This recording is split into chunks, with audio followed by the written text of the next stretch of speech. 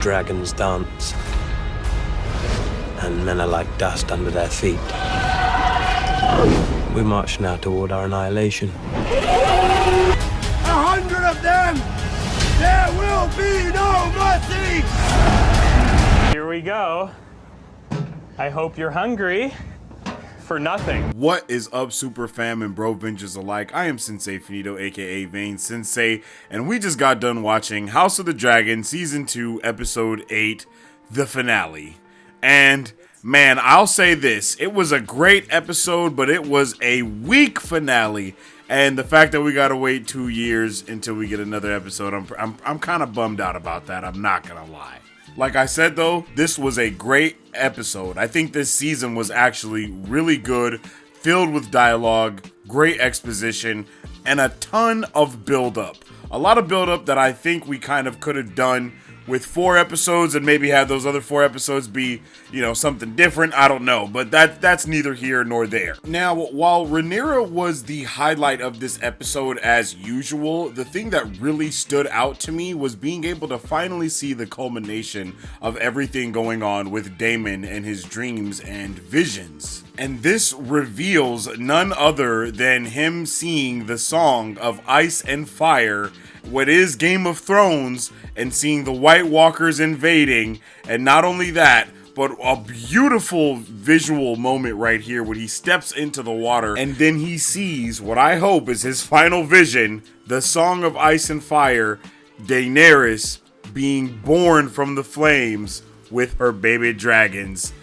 Unfortunately, we all know that doesn't end too well in Game of Thrones, but it's freaking amazing the way that they just circled all these things back around. And then they also confirm that Daenerys will be born from their bloodline, and that can only happen with Rhaenyra on the throne. Finally ending this bloodthirsty path of power that Daemon has been on. He bends the knee to Rhaenyra, and they go forth after having a beautiful moment where they speak Valyrian, basically re-proclaiming their love for each other. It was an awesome moment in the show. The political moves that Tywin Lannister makes in this episode is something that I missed in the entirety of this season, I think. And that's one of the reasons why I appreciated it so much in this episode. Seeing these political side missions that people have to go on in order to set these ties is something that I think we really missed out on in this season. Something else that really threw me off in this episode is there was no constraints on the time that was spent from one moment to the next. Like, we really don't know how long this woman was running in the mountains looking for this dragon. And I feel like there could have been such a better way for us to know that she's been looking for so long, or at least have some type of time be overlapping instead of just seeing basically like the same scene happen again and again. It definitely threw me off. I love seeing Corlys name his ship the Queen That Never Was and kind of dedicating his entirety to his wife. I love that. It was also interesting to see Alicent be a mother for the first time ever in this show. It even seemed like Aemon found it refreshing, I'm not gonna lie. We also see Littlefoot unsurprisingly putting himself first, trying to help out Aegon, if not only to help himself, but he's still trying to help out Aegon. And of course, would it really be an episode of House of the Dragon without seeing Sir Crinpen feeling sorry for himself? I wish we could have seen a little bit more of the dynamic between him and Alicent's brother, because it's obvious they've created some type of bond between them. We also got to see Alicent come full circle and kind of realize that what Rhaenyra was trying to do before was completely right, and she has always been right. And she basically goes to Rhaenyra asking Rhaenyra the same thing that Rhaenyra had come to her asking of her. And I just loved Rhaenyra having no time for her nonsense and is just like, a son for a son, you heard what I said what I said, take it or leave it. And of course, Alicent, now trying to be a good mother to her daughter, for the first time in her life, ever, she's trying to be a good mother. She takes the deal.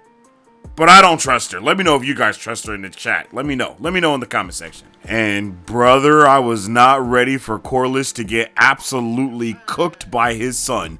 That was insane, and it was a highlight of this episode because Buddy said, I don't want nothing from you if I survive. Now get out of my face. And man, to see Helena and Aemond on screen and just have this amazing dynamic between one another. Helena letting Aemond know that she knows that he knows that she knows. You know what I'm saying? That was all amazing. And then to circle it back around to Helena somehow also knowing the Song of Ice and Fire and being within Daemon's vision that he had about the Song of Ice and Fire, and it's like she was guiding him to the answer the entire time. Now I don't even know if the witch had anything to do with it, or if the witch and Helena are on the same side. I have no idea, but I love it. I loved that so much. The biggest thing I can say about this season and this episode is that I'm disappointed that I'm disappointed. It was a fantastic episode, but it was a terrible season finale.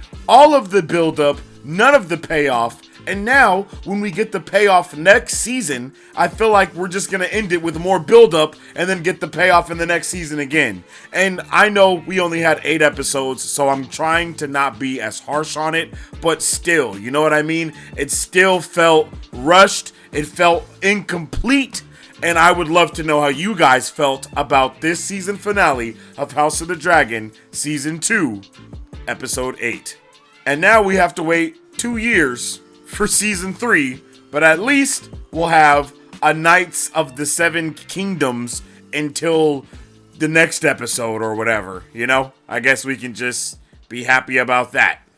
If you guys would like to support Marvel Bros, all you gotta do is visit our website at www.marvelbros.com and buy some merch. Represent the superfan. Or you can join our Patreon to get early access to content, patron-only scoops, giveaways, private Q&As, and those sacred watch parties. We appreciate you guys. We'll catch you on the next one. Excelsior. On today's pop culture news update.